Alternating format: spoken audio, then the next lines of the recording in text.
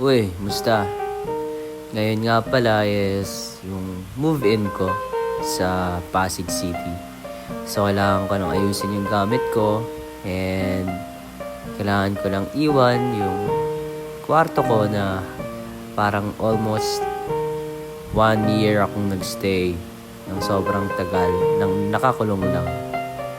Pero wala tayong magagawa, guys. Ganun talaga siguro pag kailangan mong sundan yung pangarap mo. Kailangan mong malayo sa comfort zone mo, sa mga mahal mo sa buhay, mga alaga mong hayop, and of course, ganun talaga ang katotohanan.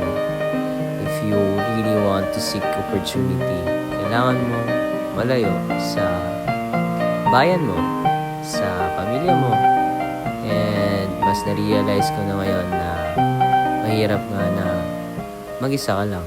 Pero ayun, ito yung pangarap ko hindi lang para sa sarili ko, kundi para rin sa pamilya ko, para sa future ko, di ba?